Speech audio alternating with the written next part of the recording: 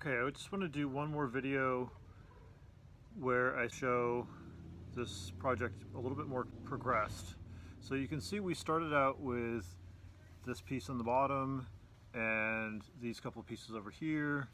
I had added this piece right here, and then the last demo I showed how to make this piece that goes on the end here.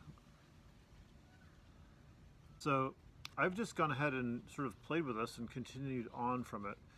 Remember, I had that really narrow space or gap right here, that super small fourth side to this piece. And so I had to make this little super narrow triangle down there to close that off. I don't know if you can see that. And so that was a tricky piece to make because it's just so narrow. It ends up being covered by the tape completely. So if you find that you're making a lot of pieces that have really small edges like that, I definitely recommend avoiding that and working a little bit bigger. Somewhere in the 2-inch or greater for the size of the length of the sides. There's also definitely a maximum sort of scale that you want to work with. If you think about like a full page of paper, you know, it gets a little bit flimsy or floppy if you make it too big. So there's a range, and I usually find the 4 to 6 inch range works pretty well as far as, you know, overall size of this project. So I've added on, instead of just sort of closing it off, I continue to build out and add complexity to this. One thing that you'll find is if you sort of close everything in like a box, it ends up being not a very dynamic design.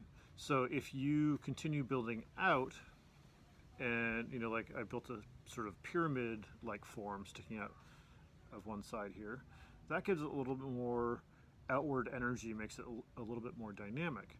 It also makes it more interesting when I turn it in different orientations.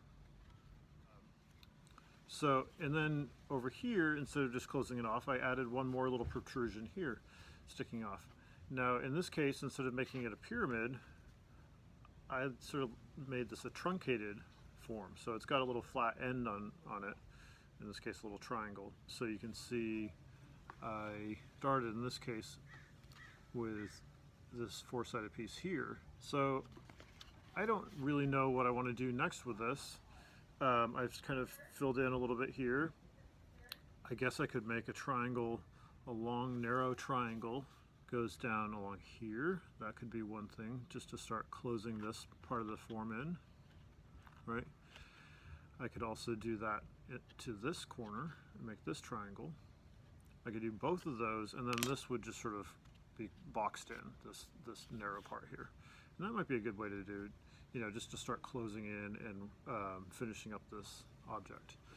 I definitely recommend, again, on your first paper object, don't get too complex. Definitely find a point where you can start to rein it in if you find that it's getting a little bit too difficult to see how it's going to be finished. Another thing, you're supposed to make 3 trial paper objects, and then you're going to duplicate one of those objects in a sturdier, more presentable material. The 3 paper trial objects don't have to all be completely finished. So if you've made your way through the first one and you're just sort of over it, you're done with it, you've made some progress on it, you've closed it in quite a bit, and you're like, I really just want to start a new one and I don't want to look at this one anymore. That's okay. Don't worry about finishing all 3 of them. It does help if you have a couple that are really at least very close to being done, so that you have something, you have some idea of whether it's, whether you like that one or not. So don't worry about finishing all 3 of them 100%, closing them all off. You can definitely have, one of them at least if you want to just move on at some point. So, like if I just want to start a new one and I've learned, okay, I like these kind of shapes, but I don't like this kind of shape over on this side, then maybe I would just say, okay, I've done enough with this one that I've learned the process and I've learned from it what kind of shapes I like. and I'll set this one aside and I'll just start a new one. Okay, so let's go ahead and make one of those two triangles that I pointed out already. So I'm going to start with a longer side here, and again, instead of measuring it with a ruler, I'm just going to measure it with my compass. Open my compass to that length, and I'm going to put that length right along the edge of my paper. Again, I'm going to start a little bit in from the edge, from the corner, and then I'm going to just draw that distance right along the edge of my paper. Just mark it. Okay, let me make that mark a little bit darker so you can see it. Okay, so there's my first measurement, which was this length along here. My second measurement is much smaller, and it's right there. I think you can see that. I've just found, having done this a million times and taught this project so many times, that it works best if you go long, short, long, if you have 3 different lengths to your triangle. There's nothing saying that it's got to be that.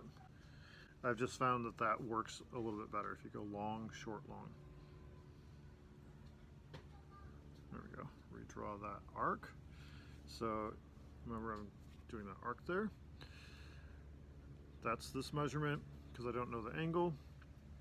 And then I'm going to do my third length over here. And that one's going to come from this mark.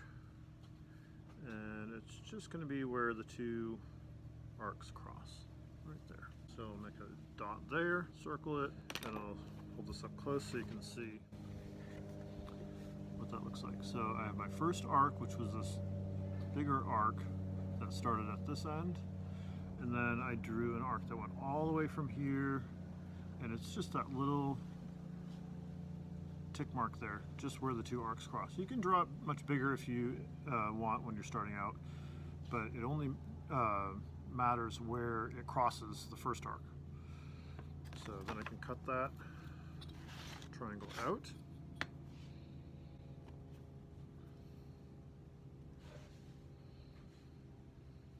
All right, so there's my little triangle, and it's going to fit right in here. Can't even get my fingers in there to hold it, but you can see it fits across the end there, and it fits right there. So we'll go ahead and tape that in. Such a narrow piece that kind of taping over the whole thing. And that doesn't matter with your paper trial object. Don't worry about that. But when you get to your finished, sturdier material, the duplicate object, you want to think about what type of tape you use and whether it's covering the entire thing or whether you can still see the material that's underneath, because that'll become, the tape line will become really a visual part of your project, a really important part of your project.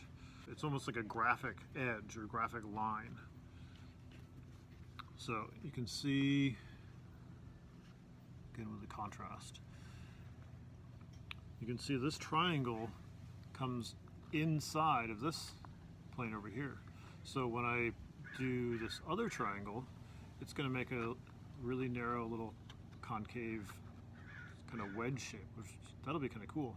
I hadn't even anticipated that. If I had done the opposite, if I had done from here out to here first, along this outer edge, and then done this triangle in here, then it would have all been convex and it would have popped out.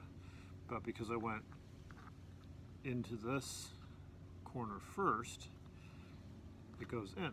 So those are all sort of design choices that you can start to figure out. We start this project kind of experimentally and haphazardly and just sort of trying one piece and building one after the other. And once you start to get the hang of it, you can start noticing, okay, if I make it do this triangle first, it'll go in, and it'll kind of, you start to recognize how those choices affect your design. I guess is what I'm trying to say.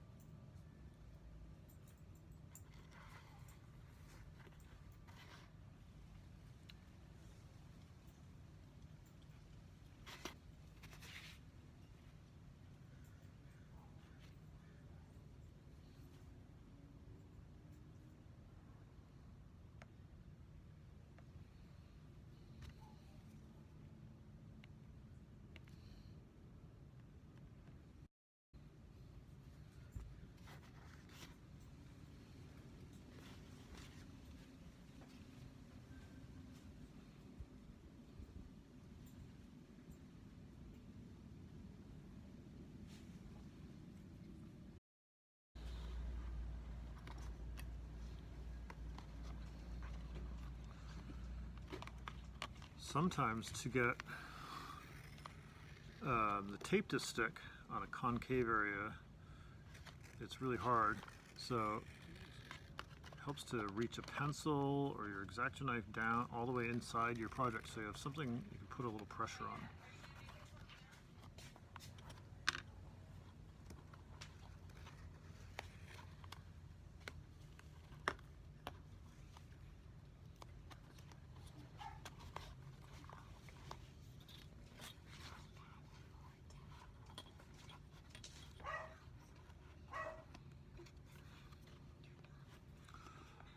Okay, so this is what I was talking about with the slight concave. You can see how this goes in and then pops out again. So it's got this sort of wedge shape, almost like it's cut out. Cool.